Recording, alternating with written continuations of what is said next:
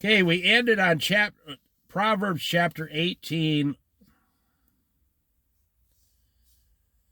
verse 9. We read this yesterday. One who is slack in his work is a brother to one who destroys. Now you think that's just some earthly brother. No, it's the devil comes to kill, steal, and destroy. That's why they're using that verse, the one who destroys. Your brother to one who destroys. Well, who is the one who destroys? The devil. You know, a lot of you out there can't figure out how you are literally doing the devil's work, handiwork. Well, the devil made me do it. No, that's not true. The devil suggested that you do it, and you gladly went along. The devil says, hey, you should go get a prostitute. And the average man today says, hey, that sounds like a good idea. But only a few men say that would be against the Lord, Jesus Christ, and the Lord would not like it if I did that. See, there were two sons, and the father asked the one, will you come to the field and help me? And he said, yes, I will. But later on, he did not show up. He asked the second one, will you come help me? He says, no, I can't help you today. But then he thought, well, my father's work is more important than mine, so I'll go help my father. And he went and helped his father all day.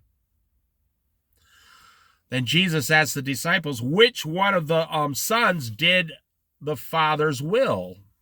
They said, the son who showed up and did the actual work. So if you are slack in your work, you are brother to the devil who destroys. You know, it also goes along, why withhold something? You know, Jesus says, if you have something good to give your neighbor, do it immediately. Do not withhold it and say, I'll do it later. Like when I do some tithing each month, I don't sit around and think about it. I hear what the Lord tells me. I take the money, I put it in an envelope, and I mail it to the organization immediately without thinking about it.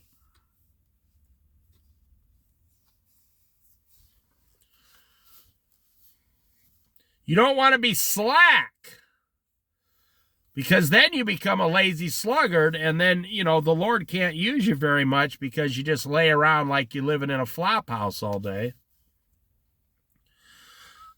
Verse 10, the name of the Lord is a fortified tower. The righteous run to it and are safe. Is the Lord your fortified tower? Is Jesus Christ your fortified tower? You know, some people live inside the tower with Jesus 24/7. That's what I do. Some people wait until they're in trouble to run to the tower. But then if they're not too far away, they get help from the Lord.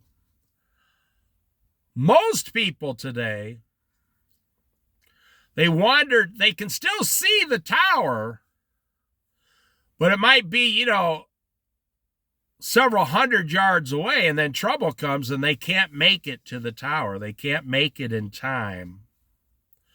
It's kind of like a tsunami with higher ground. You know, what do they say? A tsunami warning, you get to higher ground immediately.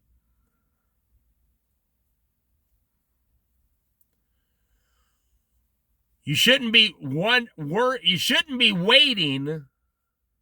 You should not be waiting until you're in trouble to run back to the tower and get help. You should be living at the tower, taking care of the tower, living around it, taking care of the grounds and washing the windows and doing the work that the Lord at the Lord's house. Then if trouble comes, trouble will have to knock on the door at the tower, and Jesus will answer the door, and they'll be in a lot of trouble.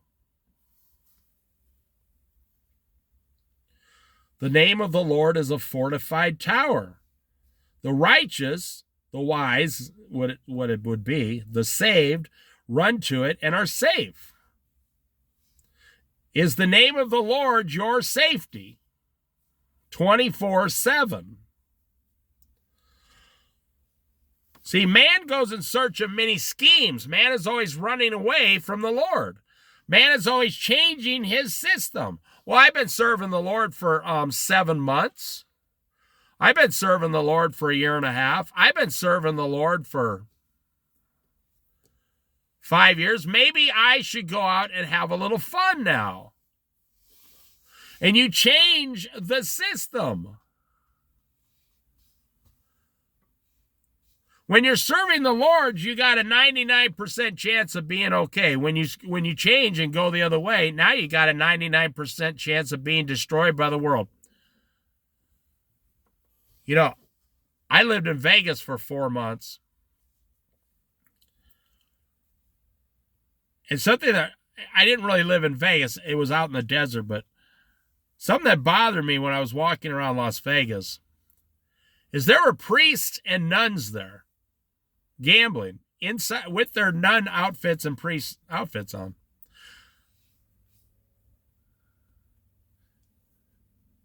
And I went up to a priest and asked him, I said, I thought Catholic priests were not allowed to gamble.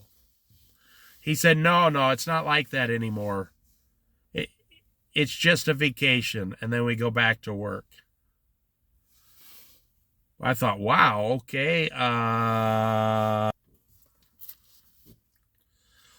could you take a vacation from the Lord? I knew a minister who was a minister for 28 years, which isn't that long, actually, for a minister, and he retired with full church benefits. They paid him like, I don't know, it was a smaller church, but they paid him like $4,000 a month for the rest of his life.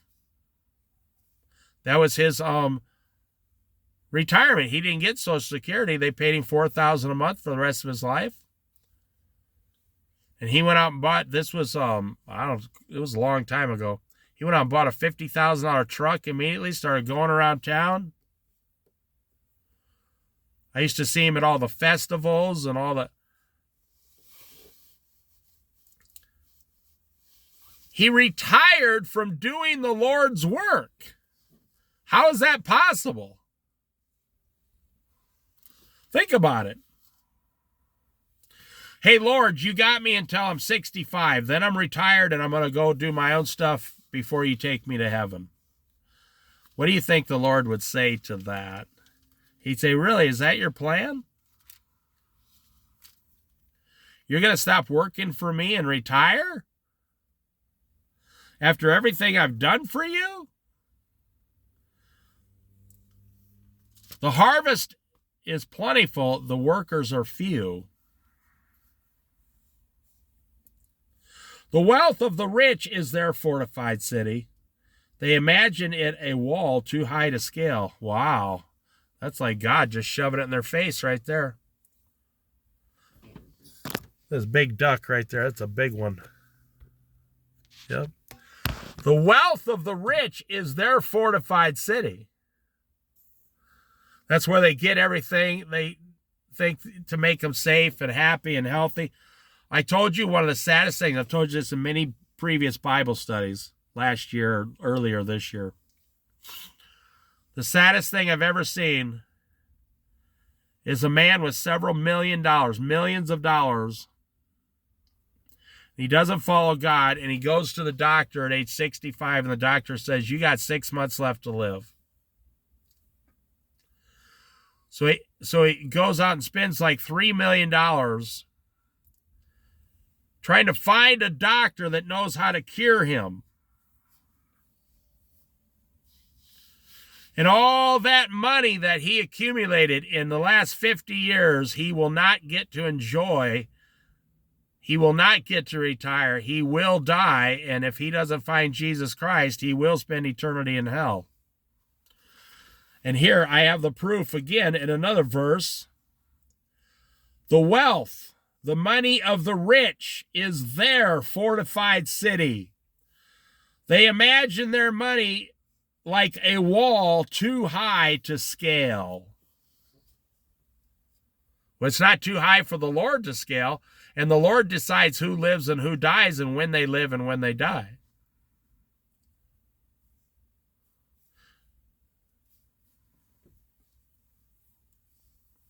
The Lord can make himself invisible and walk through the wall.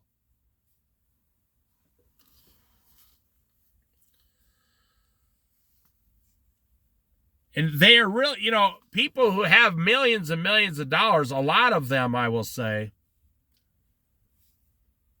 they're really shocked that they're going to die, and they're really upset that they have all that money.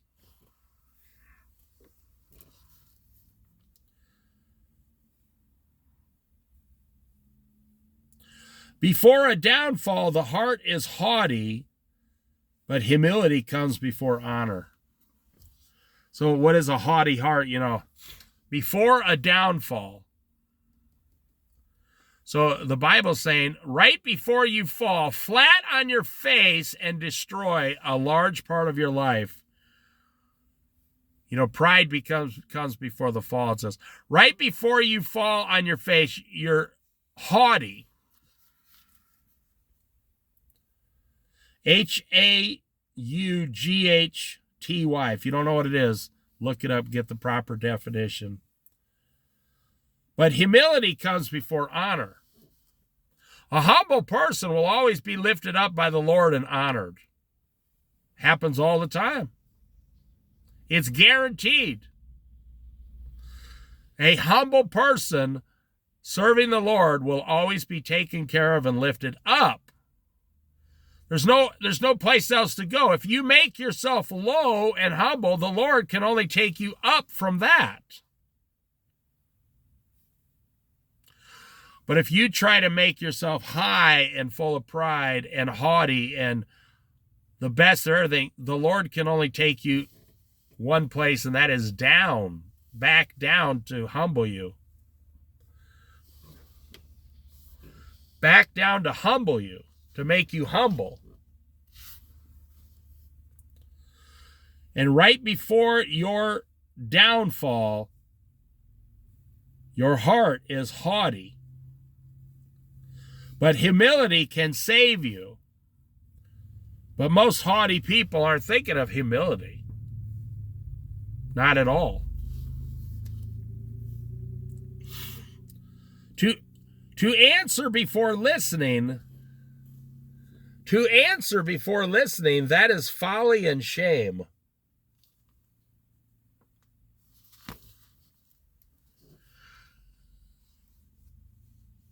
Now, we've all done this. We interrupt other people when they're talking. We don't get the full story. We don't listen to the whole thing. That's because we think we have the answer better. We have the answer better. It says clearly in the Bible, a wise man or a wise woman will listen to the whole matter first, kind of like a judge. Have you ever thought about making yourself your own personal judge? To judge matters. Now, Jesus said, one day you will judge angels. How is it, he asked, that you can't judge simple matters amongst yourselves? Now, listen to what I just said. Jesus said, one day you will judge the angels. So how is it on earth you don't know how to judge simple things like disputes among yourselves or listening to something or, judge the whole matter before you make a decision on how to go forth. A judge cannot, or even a jury, Jury, they cannot decide what should happen until they hear the whole case. The jury sits there in complete silence listening to the whole case. Sometimes takes weeks at a time, depending on how rich and famous you are.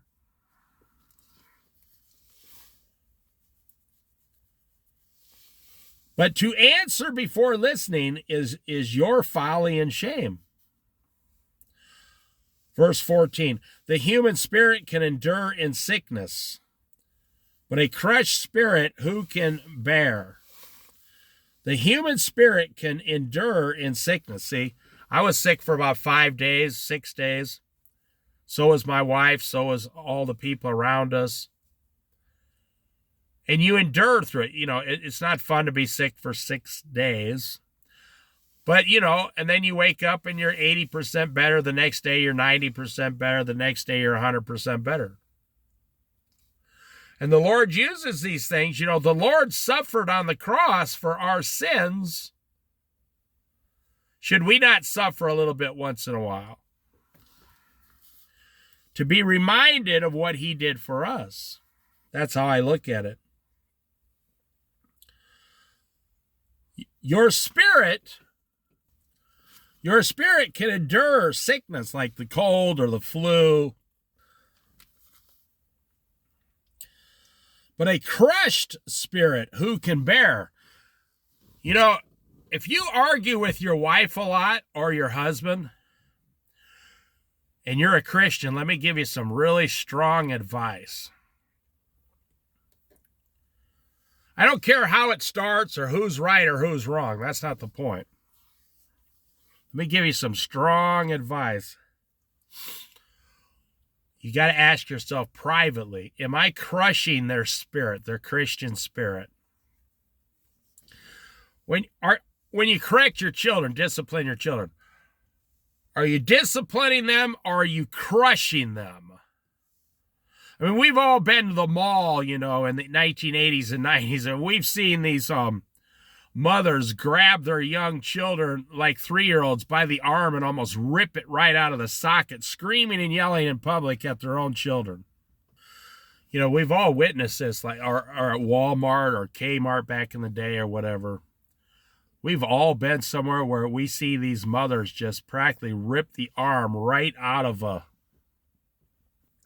Well, the same thing, like if you've been married for 15 or 20 years or 25 years, you kind of fall into a pattern that's very bad. You're no longer arguing with your husband. You're crushing. Now listen very carefully. I'm going to teach you something profound here. What happens when you chop onions? Now, I'll tell you this because I used to be a chef, a restaurant manager. So what happens when you chop onions? Okay, you chop them, blah, blah, blah, blah, blah. And then you stop. But if the recipe calls for crushed onions or crushed mustard or whatever, any kind of food crushed, well, now you have to get out a special thing. You got to grind. You got to stop chopping it. You got to get out that little round thing. It's made out of like marble or whatever. And you got to crush each piece. Just keep crushing and crushing and crushing. Well, that's what happens. Like if you get into an argument with your spouse or your children, it's like you're chopping onions. If you let it go, you're like, okay, we argued, now we let it go. But when you drag it on for 2 hours, 3 hours, 5 days, 2 weeks, now you're crushing the conversation into oblivion. So when it says here, I hope you understood that. But a crushed spirit, who can bear? You can endure sickness, but who can bear a crushed spirit? A spirit that is just being crushed down. The woman is supposed to be the man's helper, according to the Bible, the Old Testament. The woman was made as the man's helper. And the man is supposed to help the woman and treat her as his equal. But in marriage, we crush. We keep like crushing those onions. You just keep pushing on them, pushing all the juices out. It just keeps getting crushed down further and further and further. So it's one thing to bring something up. It's another to, if you're one of these people where your husband's been sleeping on the couch for a week, You're crushing the hell out of your marriage. You're crushing it. You're crushing it. You're crushing your marriage, and it just makes it that much harder and harder and harder to repair your marriage. It would be better if you just said, I love you. Let's just drop it. It's a stupid subject or a stupid topic anyway. Most marriages fail. I would say 100% of marriages fail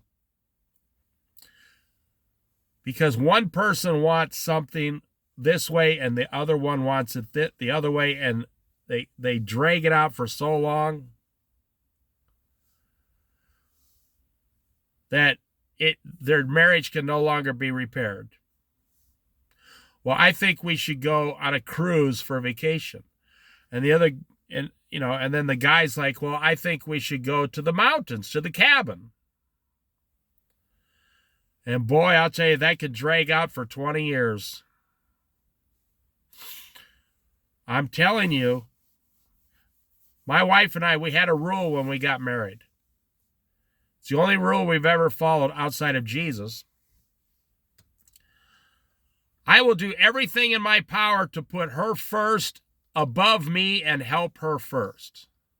And she will do everything in her power to help me put me first above herself, always first. So if we're always trying to help the other person is our first response, and of course after 40 years, I mean, we couldn't change it in any other way now. My wife wakes up every day, what can I do for my husband? I know that's not politically correct. I wake up every single day, what can I do for my wife? That's why we've been married 40 years. We don't have any other system. That's why I don't buy a lot of stuff for myself, because unless we need it around the house, because I'm not thinking about myself. I put myself in a place of like a monk where I don't buy things, or a hermit. I only buy exactly what I would need. I no longer even get pleasure out of just owning things. No. I only get pleasure. There goes a bald eagle right there. That's a bald eagle flying right over the Oregon coast right there. I'm really surprised there's two of them. I'm really surprised to see those here right now. Some of them stay all year in the forest, but... So anyways,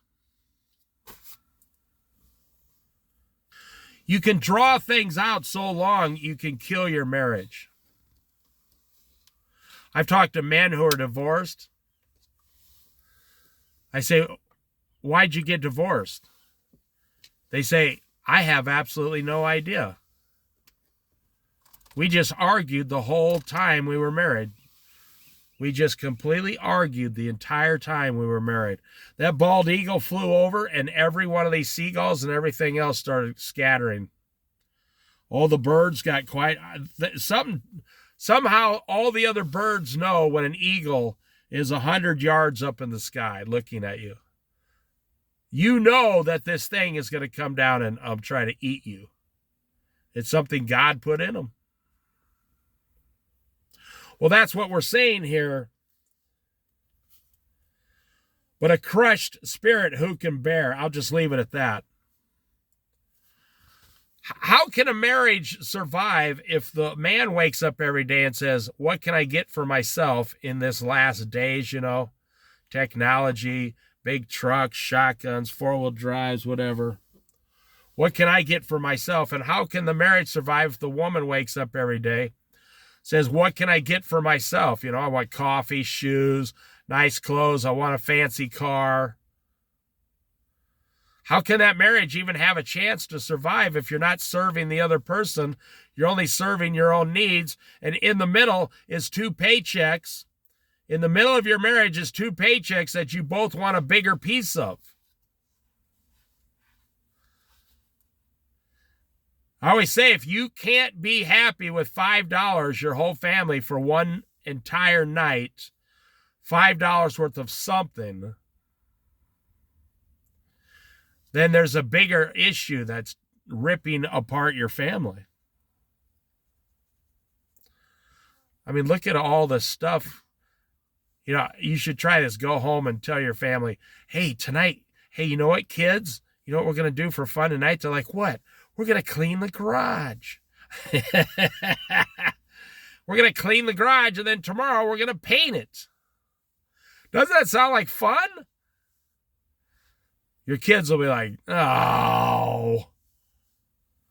Well, but then we'll have a really nice garage and a really nice house. Now, that's only because kids are spoiled today. Back when I was a little kid, my dad came out and said, we're cleaning the garage today. Go out to the garage, and I won't cave your head in. Now, that was my dad's way of joking, but to have an option whether you're going to do the work or not wasn't an option. There was no option when my mom said, could you please take out the garbage? There was only one option. I used to tease her about this. I say, why do you even ask me? There's only one option. I have to do whatever you tell me.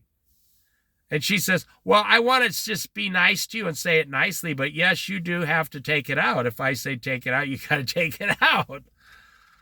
Now, it was some small thing, and I was just joking around, but I say, you ask me like I have a choice. Like I could say, no, I don't feel like doing that right now.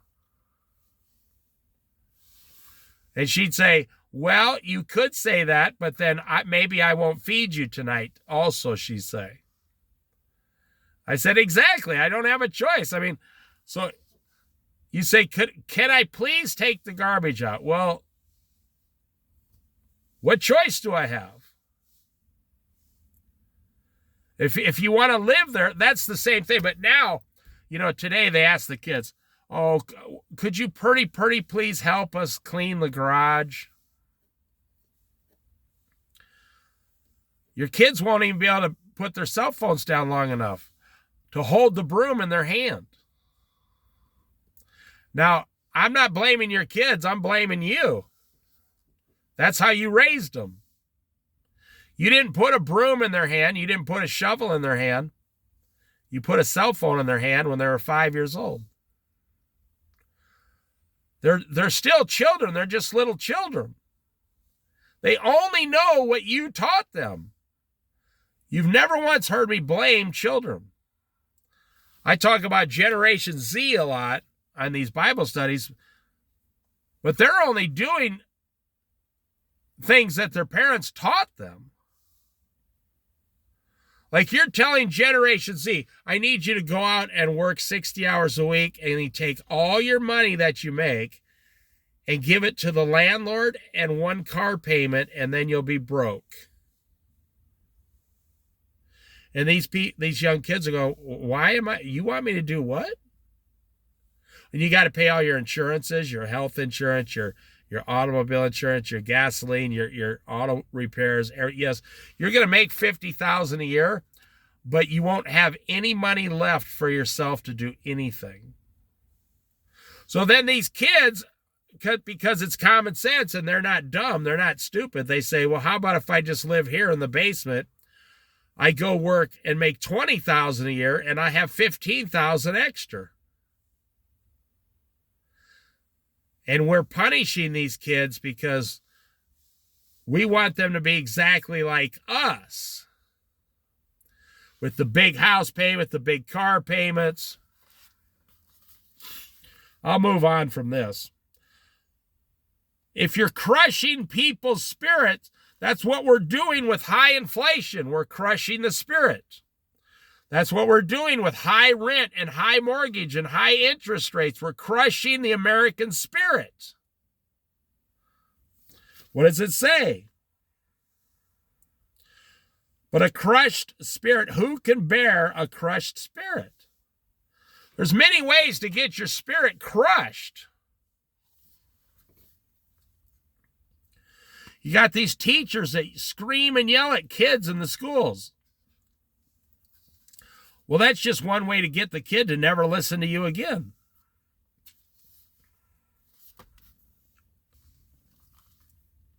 Let's move on to verse 15. I could talk about that crushed spirit for a long time. That's what's happening. In the last 4 years, people's spirits have become crushed. And here's the problem with the Democrats. And I can say this from a Christian point of view.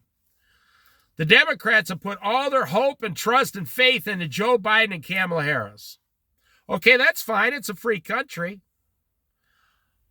But then they were let down completely by Joe Biden and Kamala Harris. And now Donald Trump comes along. And he's going to crush their spirits. And that's why half the country right now is completely exhausted and wore out because Joe Biden and Kamala Harris didn't do 10% of the stuff they said they were going to. Well, now Donald Trump's going to come along and start doing things that are completely against the Democrats. So what we need in this country is compassion right now, but I'm afraid what we're going to have in the next 4 years is the crushing of the onion. Just keep crushing and crushing and crushing it down into oblivion. And that is not God's will. That is against God. I will leave it at that. The heart of the discerning acquires knowledge, for the ears of the wise seek it out. You know, the Democrats are your neighbors. You can't have the United States of America without Republicans and Democrats.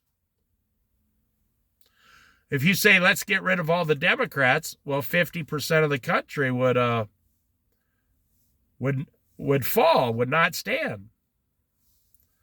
If you say, let's get rid of all the Republicans, well, 50% of the country would go away. You know, if there's ever a World War III before the rapture, God help us all, you're not going to give a damn if it's a Democrat or Republican.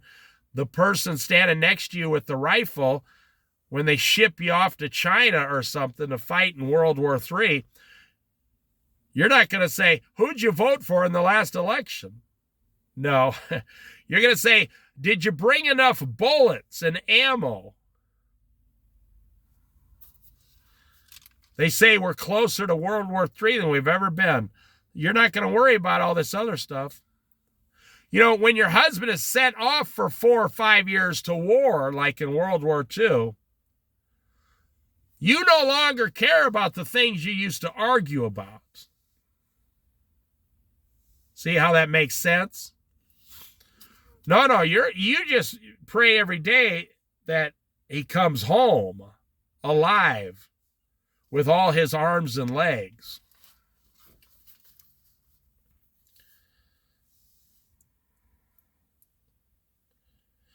The heart of the discerning acquires knowledge. You got to get discerning. You got to get saved by Jesus, and you got to get knowledge of the truth.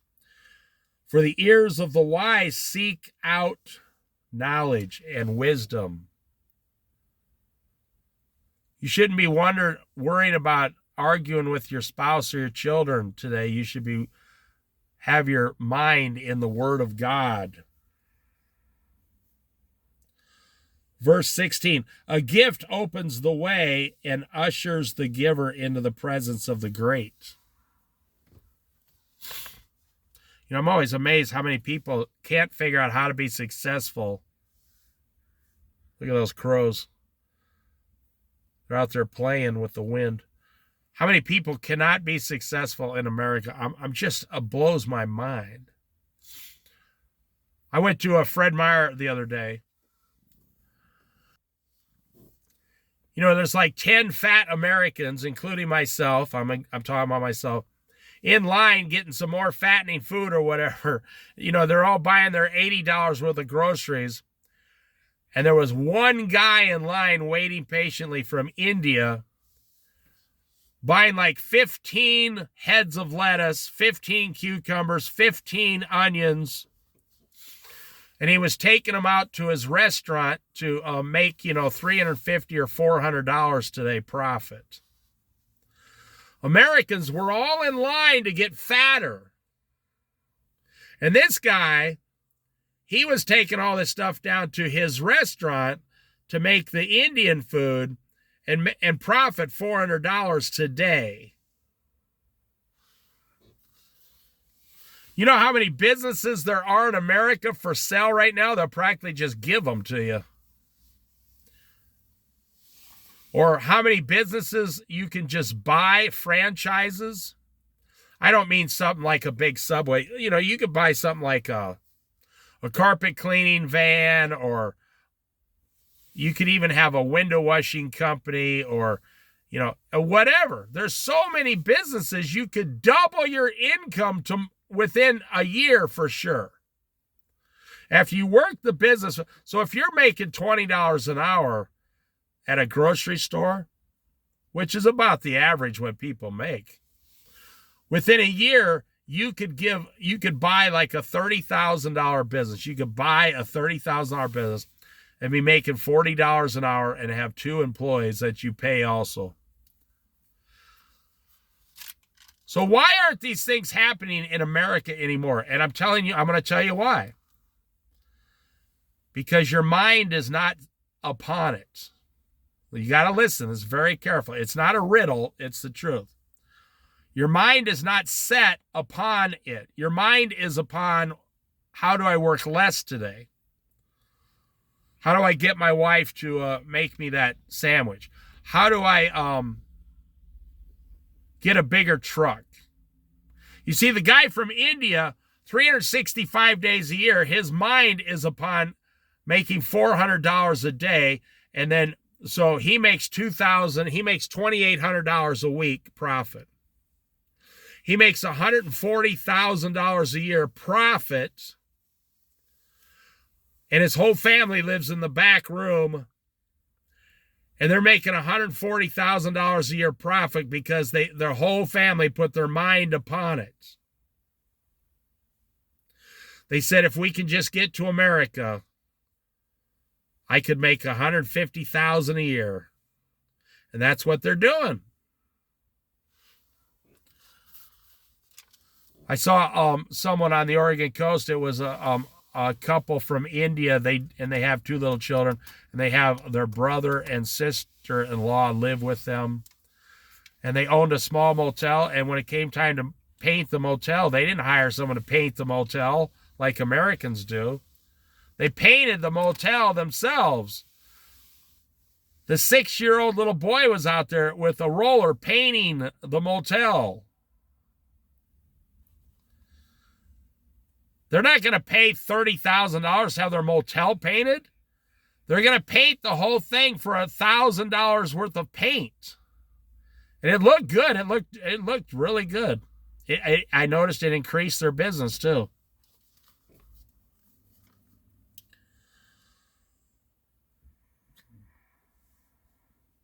A gift opens the way and ushers the giver into the presence of the great. You don't have to be sucking up to great people. You can just get your nose to the grindstone and get to work. Let me tell you something. There's 168 hours in a week. I've talked about this before. I've erased those videos, though. There's 168 hours in a week. And you only work 40. And you say you're overworked. And some of you work 10 hours a week. And some of you don't even work. There's 160, and you're not even 50 years old yet. And you wonder, how come I can't make a lot of money? You got to be kidding. If you're 40 years old or 50 years old and your wife works, you don't have to worry about profits. You can go out and make $20,000 a year and put the entire $20,000 into the bank. You never have to touch it because you already live on what you make now. You can work 5 years and come up with $100,000 pure cash, working 25 hours a week. You can't make that. That would be like making 40% in the stock market every year. There's nothing more profitable than getting a job and putting the whole thing in the bank. You don't have to be sucking up to other people. I mean, so there's 168 hours in a week. Now, if you look at it this way, I say, do you think this person is overworked? Someone works 80 hours a week. You go, yeah, they're overworked. But when you go, okay, there's 168 hours in a week, and 80 hours is only 49.8% of that 168 hours. So you only work 49% of the work week. You say, well, yeah, if you look at it that way, there's 168 hours and I only work 80. You know, I'm not telling you to work 80 hours a week. I'm telling you, you want to know how much money you'd have if you worked 80 hours a week and you put 40 hours a week of your pay into the bank every single week. Do you know how motivated you would become? If you could bring home in 80 hours, if you had one job working overtime, you'd be bringing home $1,500 a week. If you had two jobs and it wasn't overtime, you'd be bringing home like $1,300 a week. Can you imagine saving? Some of you can't even imagine saving $50 a week. Can you imagine saving $1,000 a week of your pay, your paycheck? Now, I knew farmers who did this in town, and then when they come home, they work another 40 on the farm. Can you imagine saving $50,000 a year with your spouse? $50,000 a year. You live on your spouse's wages, and you live on 30% of your other wages, and then you save the other $1,000 a week. You'd save $50,000 a year. And see, that's the deal. That's what that guy from India is doing. He's making $150,000 a year, and I guarantee he's saving $100,000 a year. He's probably saving $120,000 and living on $30,000. Could you imagine coming from another country to America, and the Americans don't want the jobs, and you don't even speak English, and after a few years, you're making $150,000 a year profit in your own business. And you're saving $100,000 a year. Would you think you've hit the lottery 100 times over? This guy's like, oh, I'm saving $100,000 a year, so in 7 years, I will be a millionaire. And all the guy had to do was work 80 hours a week with his wife. But we don't become millionaires as Americans anymore because we give 38% of our check to the mortgage now, the house payment. You're not supposed to. It's not supposed to go over 30. Your car payment's not supposed to go over 10 or 12%. Now we're giving 25% to car payments. You're already at 80%. You don't have any money left. You will never, ever get rich. You will never get out of the hole you are in. The only thing you will do is pay off the loans and then get more loans. 5 or 6 years or 8 years down the road. That's all you'll do.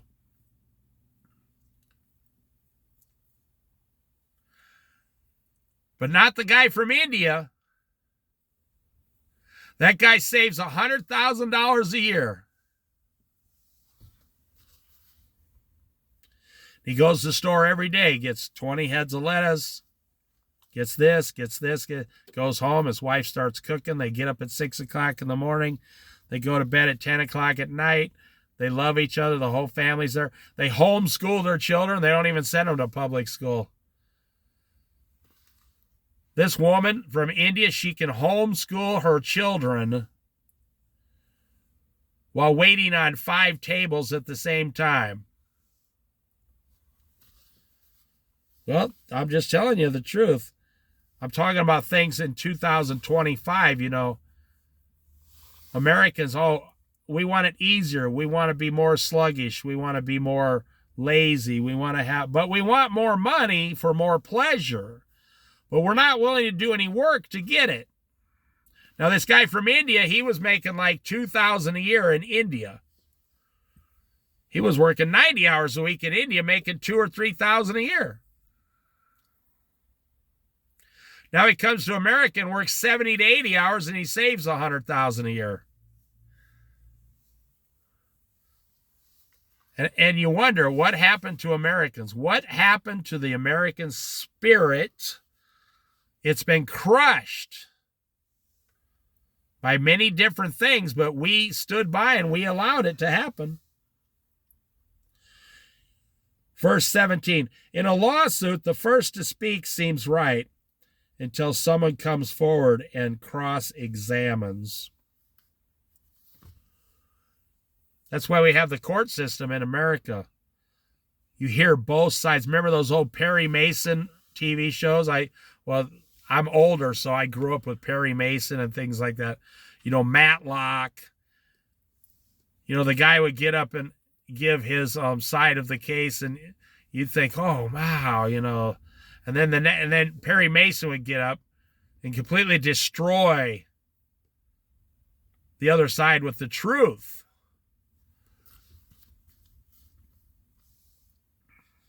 Casting the lot settles disputes and keeps strong opponents apart. To me that says there's a lot of ways to avoid disputes. It's kind of like the American version of that is let's flip a coin. You want heads or tails? I guess the younger American version for young people is rock, paper, scissors. Everyone knows how to play that game. In 2 out of 3, rock, paper, scissors. Well, that's the thing. Instead of arguing, say, okay, we can't come to a solution. So are you willing to flip a coin? I'll let you call it heads or tails. Whoever gets it, then they win the argument. The Lord is telling you, go completely out of your way to end the argument instead of trying to completely win the argument. You should be going out of your way to end the argument, and that's what would please the Lord, your master.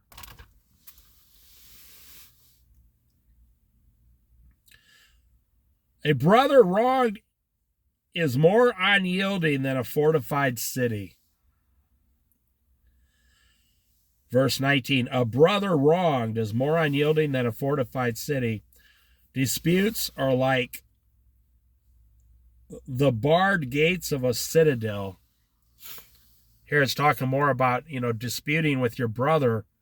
If you wrong your brother, the human nature is to hold grudges.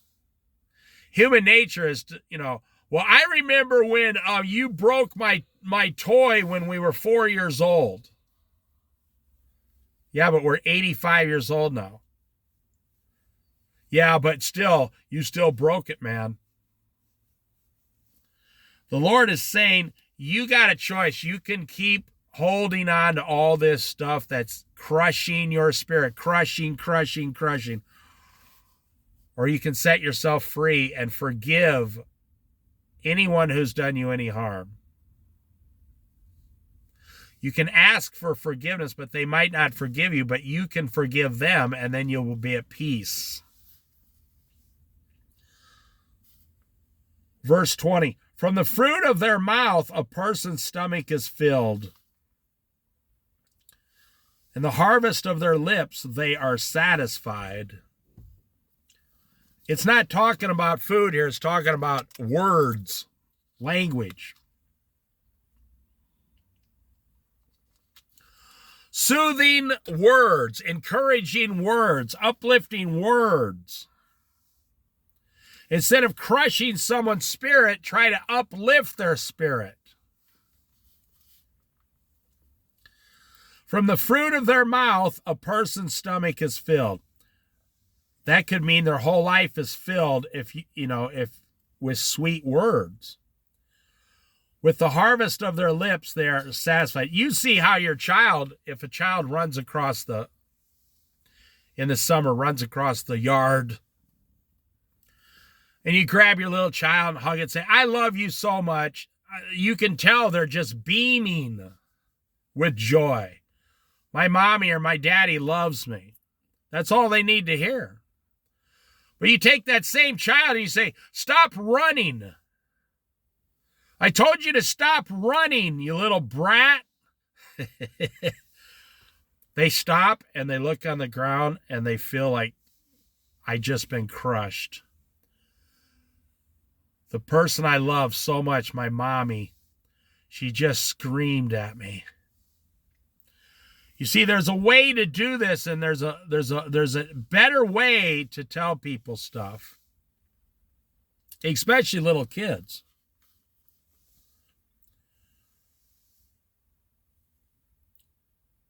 The tongue has the power of life and death. We're going to finish up here, 19. We got 4 verses. The tongue of chapter 18.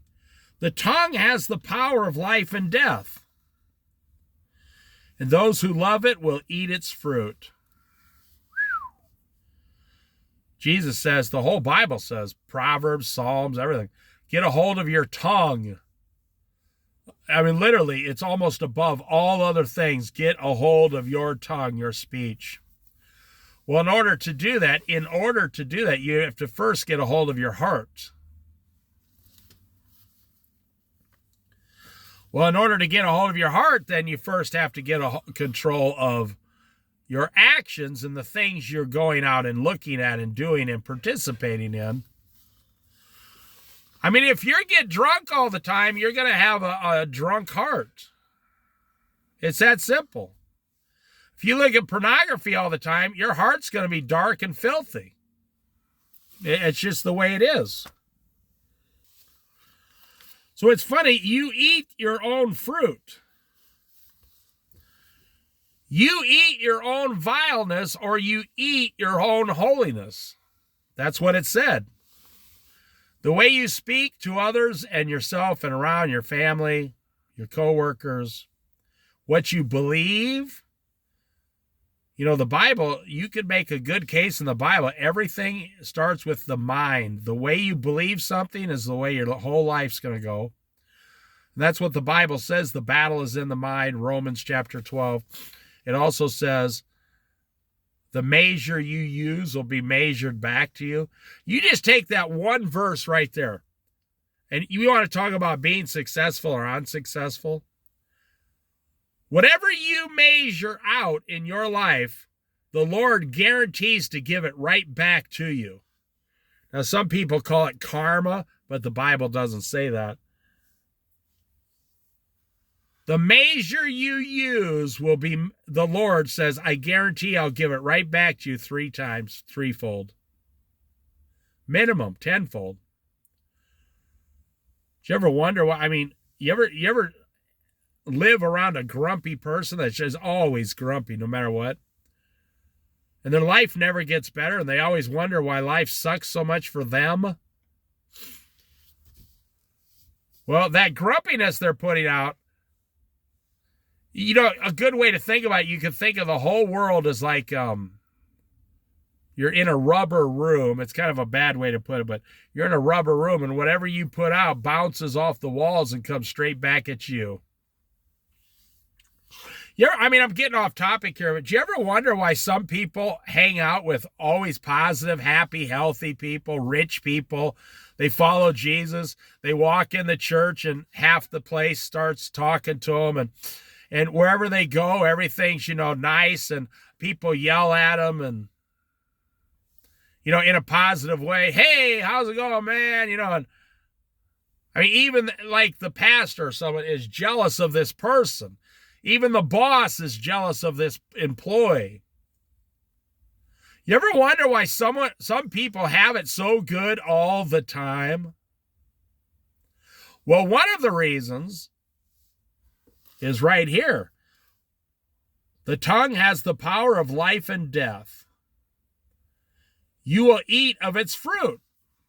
You can make your tongue give you a completely positive life. And a lot of people don't want to believe that. Oh, I don't have that kind of power. Oh, sure. I mean, how many people, this is fascinating right here. I'm glad I brought this up. I think God's kind of putting it on my spirit. But how many people want gold bars, right? I mean, I've never met a person that wouldn't like to get like a 10-ounce gold bar. Now, today, 10 ounces would be worth $22,000, like less than $25,000. But I mean, how many times have you heard your whole life, oh man, I'd like to find me a bunch of gold, or I'd like to find me an old vase that's worth $1 million, or I'd like to go to the Goodwill and buy a painting for $5 and find out it's worth $200,000. It's just completely ridiculous stuff that will never happen. Oh, I'd love to win the lottery. Oh boy, if my house was paid off, then I'd start doing something for real in this world. If I could just pay off my house, then I'd really have something. No, you wouldn't, because you still need a place to live. And if your house is paid off, one of you would probably quit your job and your income would be cut in half, so you couldn't do it then either. I hear so many people, boy, I'd like to move to Florida someday. I'd like to move to the Rocky Mountains. Boy, I'd like to go up to Montana, and be a rancher. Well, I hope you like the freezing cold. Well, I'd love to go to Texas and get me 5 acres out there in the middle of nowhere. Then I'd have my own land. Yep, you'd have 5 acres of sagebrush, because I've been to those places, with no water. They don't even have water. You'd have to dig a hole halfway to China to find water. It'd be easier to get water if you had it delivered from Amazon. It's a true story. They have places in Colorado you can get 20 acres for like $50,000, but you can't get water within 20 miles of that place. That's why they're selling it. Now, let's go back to the gold. How many times you said, boy, I'd sure like to have some gold? Well, then why don't you go to Northern California and get a pan and a shovel and start digging up gold? And when you get to 10 ounces, then you can leave. Now you get $25,000 in gold. Why don't you do that? Why do people say things? They always say they wish they had something that they're unwilling to do it. Because, think about it. Well, let me slow down so you understand this. Anyone over 18 right now can legally in America go to a gold-bearing area, get a shovel and start digging and panning and sluicing out gold. And you'll probably find about an ounce after your expenses. You'll find about an ounce a month. You'll probably find an ounce a month for, 40 hours a week work. And you got to go 2 years because you can't dig in the winter. So in 2 years, you'd have $25,000 in gold plus your expenses of food and gas. And then you sat out there for 7 months and you left, came back for 7 months. Now you got your gold. That's all, that is all it takes. So it says here in the Bible, basically, the way I read it is whatever your tongue is saying, that's what you're going to be living. Oh boy, I'd love to move to Idaho someday. But nobody does. See, I don't know. In America, we just tell ourselves things. And we want to believe that they'll happen someday if all the magic in the world, all the magic sparkly dust all aligns, or if the stars all align in our favor, one magical afternoon. That's not how life works. People are going to have a lot of problems from now until the rapture. because people have forgotten what work is in America. All the baby boomers who used to dig the ditches and put up the telephone poles and the wires and the telephone lines and the satellites and the military and all this stuff, they're all retired and done now. There's nobody to dig ditches anymore. And then pretty soon it'd be nobody knows how to dig a ditch. And that's what I'm saying. I mean, there are people on YouTube, they see a shovel in the store. They're like 10 or 12 years old, and they ask their parent, what is this? They ask the dad, what is this thing? The dad says, that's a shovel. You've never seen a shovel? Well, what was it? I thought it was a famous soccer player who gets like $10 million a year. It wasn't the big guy. It was another one. He gets millions of dollars a year, and he said, my dad bought me $2 pair of shoes. He came from Africa or something. My dad bought me a $2 pair of shoes so I could start playing soccer. He said, and he gets millions of dollars a year. He said, and I'm about to take my children on a private jet with he was going to take them skiing in the mountains on a private jet.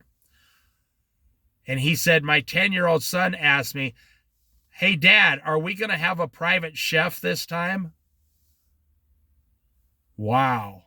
And the guy was making the point. He said, I think I've totally ruined my children. I've spoiled them so much. He said, my dad, my African dad, didn't have $2 to buy the shoes for me to become famous. He said, and then just one generation later, just 40 years later or 30 years later, my own children are asking me if we're going to have a private chef at the mountain cabin while we're skiing so they don't have to make their own food. So, you know, you sit here and say, I wish I had some gold. Okay, we'll sell everything you have and buy gold. Stop complaining about it. Put it in a safe deposit box. Do not keep it at your house. Someone will steal it. Your little kid will go to school and say, hey, my daddy has a whole box full of gold at the house. And that little kid will go home and tell his crackhead dad, I know a kid who has a whole box of gold in his house. And they'll come over and rob you. And you'll never know how it happened. But the point I'm making is, if you keep saying you want a lot of gold, just do something about it. But whatever it is, whatever your tongue speaks, the Lord's going to give right back to you. Now let's go on. He who finds a wife finds what is good and receives favor from the Lord. Verse 22. I'm going to talk to all you single guys out there. In today's society, you're scared to death of women. You don't want women. You don't go near them. You don't talk to them. Listen to what God says. He who finds a wife finds what is good and receives favor from the Lord. You know, a man and a woman shall leave their parents, become married, and then start a family. That is God's plan for your life out there if you are single. I know a guy back in Iowa, one of my best friends. I haven't talked to him in 30 years. And he has over $1 million in value now. And he's the same age as I am. He never had a wife. Never found a wife. Nope. Because every time he found a girl that would want to marry him or whatever, he wanted to keep his money separate from her money. I had a friend of mine die about 6 years ago.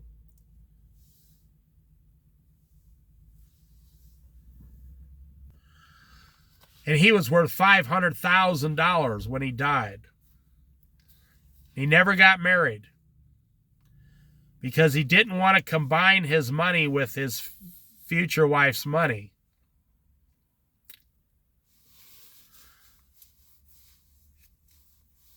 You know, they got these movements now. These guys, it's better to be single.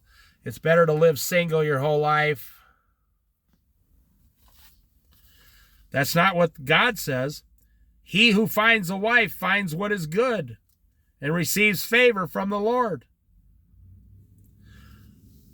There's a lot of single men out there today who are going to miss out on what God has for you because you won't get past your own fear of never having enough money. Well, if I take this wife, Lord, if I take this wife you're trying to give me, she's going to cost me a lot of money. And the Lord would say, don't you trust me to give you the money? I can give you a wife. You don't think I can give you the money also? Well, yeah. I told a guy once, he said, I don't want to marry because my wife's going to cost me a lot of money. I said, then why don't you marry someone who makes more than you? Totally blew his mind. It's the first time he's ever thought of it. He goes, I said, she'll have a job, right? He goes, yeah. So your income will double. You're so stupid. You get a wife, your income will double. He goes, oh, I never thought about that. I said, if you're worried about it, go down and marry a nurse who makes $90,000 a year. Maybe she won't marry you because you're so stingy.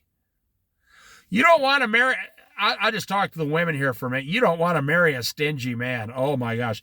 You'll never get flowers. You'll never get candy. You'll never get a card because the man is stingy.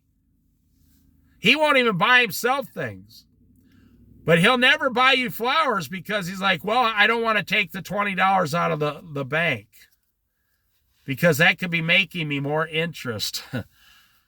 So that's what I'm saying. The Lord's trying to tell you single guys out there what you're missing out on. And what about children? Once you have children, most men and women change.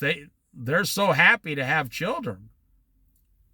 They don't care about money and all that anymore. They just love their children. It's the greatest thing ever happened to them. The poor, we got 2 verses left. The poor plead for mercy, but the rich answer harshly. The poor plead to the Lord for mercy because they don't have any other choice. They don't have anything else to rely on except the mercy of the Lord. But the rich answer the Lord harshly because they think their money will save them, is what it's saying. Well, my friend back in Iowa who never got married, I think he moved to Florida. I think so. I'm not sure. Because, I mean, he's 61 and a half years old. He's got $1 million. He sold everything. He lives in Florida. And what's he doing? Now he's going around looking for some nice girlfriend or something. I don't know. He could have done that when he was 25 years old. He had several opportunities, but he couldn't. You know, it's funny because back then he only had like $25,000 in the bank, which was a lot of money back then. And he met 2 or 3 nice girls that he could have married, and he could not get past the point that he would have had to put her name on on his accounts. Well, you shouldn't marry a person if you don't trust. I mean, if you don't trust someone with your money, I mean, how are you going to trust them with your life? But if you're one of these single guys, all you think about is money, you're never going to get married. You're just always going to be alone, and you're always going to be lonely. And the Lord has a solution for you, but you will not accept it. One who has unreliable friends soon comes to ruin. There's nothing, let me back up a second. There's nothing worse when you're 70 years old and half your family's gone, your parents are gone, you never married, there's no one at your bedside when you're 70. You never had children, there's no one to come take care of you when you're dying. You're 70 years old, and all you got is that money in the bank, and you just got to give it away to the hospital, the strangers, It's no longer satisfying, and you're going to die alone because you refuse to do what God is trying to give you. If God's trying to give you something, it's not to curse you, it's to bless you. If God's saying, I got this woman I want you to marry, it's not to curse you, it's to bless you. But if you love money more than God, you're not going to hear any of that. Last one. One who has unreliable friends soon comes to ruin. But there is a friend who sticks closer than a brother. That's Jesus. Who is the friend who sticks closer than a brother? That's Jesus Christ. I'll finish this with your unreliable friends. We don't have to talk about how reliable Jesus is. I want to talk about how unreliable your friends are. I've seen this happen more than a few times. Let me put it that way. You have your friend, and I've talked about this before. You have your friends over at the house, and you're drinking and drinking and drinking, and you come home one day, and I've seen this happen to some of my friends when I was younger. And your wife and your friend is at the kitchen table, and they ask you to sit down. They have some news they want to discuss with you.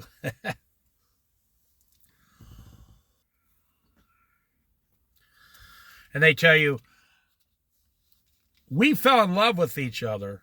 Your wife and your best friend fell in love with each other, which means they had sex a few times. And you no longer live there. Your best friend lives in your house now. Oh, yeah. What did it say specifically? A person who has unreliable friends soon comes to ruin. A person who has unreliable friends will come to ruin. If you wouldn't trust your friend to drive your nice truck, why would you trust your friend to be in your house with your wife? I mean, think about it. Now, I'm only saying this because it's in the Bible. It's right there. For you guys who keep holding on to these drunken, pot-smoking friends, from high school or college, or just because you work together. Oh, we work together now. I never knew you until we were 30 years old, but now we work at the same job, so we should get drunk and smoke pot together and make fun of our wives. Well, that's not a Christian way to live. No. That's against God. But I'm telling you, the Bible is telling you a warning here. Don't be surprised you come home one day